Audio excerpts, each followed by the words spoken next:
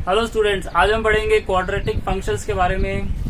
तो क्या होता है क्वाड्रेटिक फंक्शन? ऐसा फॉर्मेट जिसमें ए एक्स स्क्वायर, एक्स की पावर क्या होती है 2 होती है, प्लस बी एक्स प्लस यानी कि जो मैक्सिमम पावर है वो कितनी होती है 2 होती है।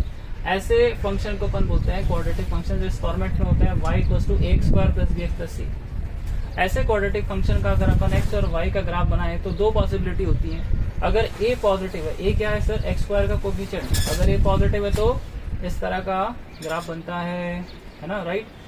इस तरह का ग्राफ बनता है। और अगर ए नेगेटिव हो तो इस तरह का ग्राफ बनता है। सर उसे याद कैसे रखें? सर याद कैसे रखें? देखो याद कीजिए, हम सभी ने कभी ना कभी देखा होगा ना, ये हैप्पी स्माइली। हैप्पी स्माइली कैसा होता है? इस तरह से होता है। तो अगर आपके पॉजिटिव मार्क्स आ जाएं तो आप हैप्पी हो जाओगे, हैप्पी स्माइली, राइट? और अगर आपके नेगेटिव मार्क्स आ जाए, ए नेगेटिव हो जाए, तो आप कैसे हो जाओगे सर? आप हो जाओगे सैड, है ना, राइट? Sad smiley. इस तरह से याद कर सकते हो इसको। बहुत ही सिंपल ग्राफ है और बहुत ही अच्छा ग्राफ है। अब अगर इसकी बात करें तो कुछ इंपॉर्टेंट फॉर्मूलेज हैं, कुछ इंपॉर्टेंट टॉपिक्स हैं, जैसे रूट्स। आप देख सकते हो कि ये जो हमारे पास ग्राफ है ना, वो एक्स एक्सिस को यहाँ पर और यहाँ पर क्या कर रहा है? कट कर रहा है। तो इसके कितने रूट्स हो सकते हैं सर? मैक्सिमम कितने रूट होते हैं? 2। मिनिमम कितना हो सकता है? 1, है ना? 0 भी हो सकता है, बट उसको अपन सिस्टम को चेंज करके जो है उसको कन्वर्ट भी कर सकते हैं। लेकिन अभी के लिए अपन मैक्सिमम की बात करते हैं। मैक्सिमम कितने रूट होते हैं? 2 रूट होते हैं, राइट? अब आप बात करते हैं सर इसकी जो है अगर आप ध्यान से देखोगे तो सम ऑफ रूट्स जो होते हैं, सम ऑफ रूट्स वो होते हैं alpha plus beta equal to minus B upon A, है ना? Minus B upon A. Product of roots क्या होता है sir? A alpha into beta बराबर सी अपॉन ए। और जो रूट्स होते हैं उसी तरह सारे फॉर्मूले से आप फाइंड कर सकते हो। X equal to b plus minus under root of b square minus 4ac upon 2a। ये बेसिक से फॉर्मूले हैं जो हमें मैथ्स के हैं, फॉर्मूले हमें पहले भी याद थे और क्लास 11 में जब आ गए हैं तो अपन ने रिवाइज कर लिए हैं, राइट? ये ग्राफ जो है वो नई चीज है। इसके अलावा इसके एप्लीकेशन जो है फिजिक्स के अंदर वो कैसे है वो देख लेते हैं। देखो जैसे हमने 3 एग्जाम्पल लिए यहाँ पे। सबसे पहले एक्सेलरेटेड मोशन। एक्सेलरेटेड मोशन क्या होता है? ऐसा मोशन होता है जिसमें एक्सेलरेशन जो होती है कुछ ना कुछ होती है, नॉन जीरो होती है, राइट? पॉजिटिव हो सकती है, नेगेटिव हो सकती है, करेक्ट? अब देख सकते हो यहाँ पे क्या हो रहा है। यहाँ पे हमारे पास जो एक्सेलरेशन है पार्टिकल की वो है पॉजिटिव एक्स डायरेक्शन में, बट पार्टिकल की वेलोसिटी जो है वो है अपोजिट डायरेक्शन में, नेगेटिव एक्स में। कैसी है? नेगेटिव एक्स में। तो अगर इसको आप स्टडी करोगे तो ये पार्टिकल मोशन कैसा करेगा सर? इसकी वेलोसिटी इनिशियल यहाँ पे होने की वजह से पहले वो इधर जाएगा। पहले किधर जाएगा सर? पहले वो नेगेटिव एक्स में जाएगा, है ना? उसकी जो पोजीशन होगी ना सर, वो क्या होगी सर? यहाँ से कम होते होते होते 0 हो जाएगी।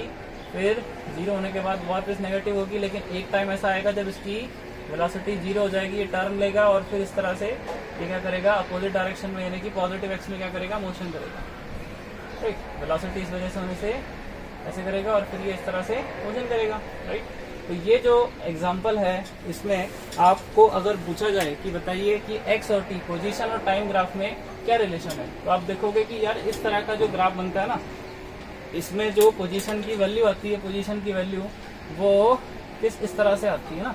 पोजीशन बराबर होता है लेट अस से 5t square minus 2t plus 1, इस तरह से।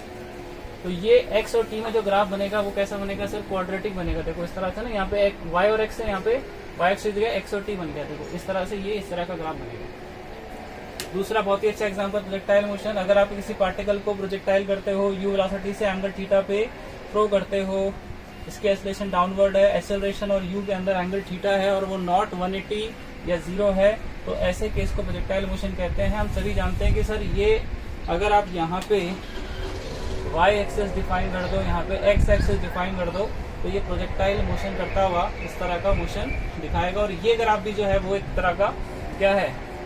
एक तरह का क्या है? वो क्वाड्रेटिक का ही ग्राफ है, राइट? और तीसरा सबसे इंपॉर्टेंट, क्लास 12 में अपन पढ़ते हैं कि अगर हमारे पास एक non conducting uniformly charge sphere है जिसके अंदर भी चार्ज है, सरफेस से भी चार्ज है, तो उसके सेंटर से लेकर सरफेस तक का जो पोटेंशियल होता है वो कुछ इस तरह से वेरी करता है, कुछ इस तरह से वेरी करता है। फॉर्मूला अभी इसका डेरिवेशन नहीं कर रहे हैं, लेकिन हाँ मुझे पता है कि सर इस तरह से वेरिएशन होता है, ठीक है सर? तो इसका ग्राफ अपन है ना इसी तरह से बना सकते हैं। देखो ध्यान से देखो, किसके बीच में ग्राफ है? V और R के बीच में। V और R क्या है? सेंटर से लेकर पॉइंट की डिस्टेंस। तो आप देखोगे ध्यान से, अगर इसको y देखो और इसको देखो, कुछ कांस्टेंट देख लो, let us say for example c constant और minus of some constant a और r स्क्वायर। तो यहाँ पे जो कांस्टेंट है ना, देखो कांस्टेंट r की जगह x रख दो, एक्स स्क्वायर, तो कांस्टेंट जो है वो नेगेटिव है। अगर कांस्टेंट नेगेटिव होता है तो ग्राफ कैसा बनता है सर? ऐसा बनता है सर, साइड स्माइली वाला। तो इसका जो ग्राफ बनेगा वो साइड स्माइली जैसा ही बनेगा।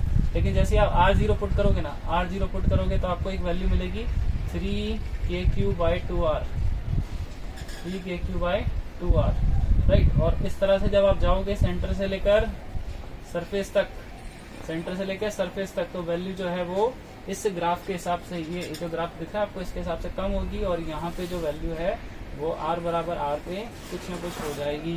कितनी हो जाएगी ये हमें पता है, ये होती है KQ/R, राइट। तो ये जो वेरिएशन आपको दिख रहा है, ये वेरिएशन आप इस क्वाड्रेटिक से ड्रॉ कर सकते हो, पता लगा सकते हो इसके फॉर्मेट को देख के। सिर्फ मैंने देखा सर स्क्वायर है, स्क्वायर है देखो, और यहाँ पे पावर कितनी है 1 है, तो ये इस तरह का ग्राफ होने वाला है। ये तो मुझे श्योर हो जाएगा इसको देख के, है ना, क्योंकि मुझे इसका फॉर्मेट पता है। AX², x की हाईएस्ट पावर स्क्वायर है, 2 है देखो, और यहाँ पे 1 है। जब ऐसा कॉम्बिनेशन आता है तो क्वाड्रेटिक होता है।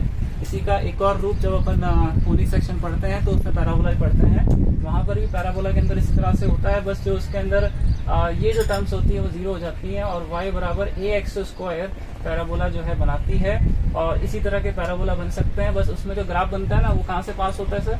वो हमारा ओरिजिन से पास होता है। अगर इस तरह का ग्राफ है ना, तो कैसा बनेगा सर? देखो कैसा बनेगा, ये A पॉजिटिव है तो स्माइली, है ना, कैसा smiley? Happy smiley, happy smiley बनेगा सर, ठीक है, राइट। और अगर इसी तरह से ये y है और ये x है, अगर इसी तरह से x बराबर 4ay, x² बराबर 4ay बन जाए, तो इसको ग्राफ जो है वो किस तरह से बन जाएगा?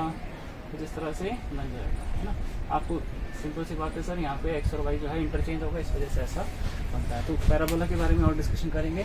अभी के लिए क्वाड्रेटिक फंक्शन के जो हमारा बेसिक फॉर्मेट है और उसका यूज किस तरह से हो सकता है वो हमने देख लिया है ना। Thank you.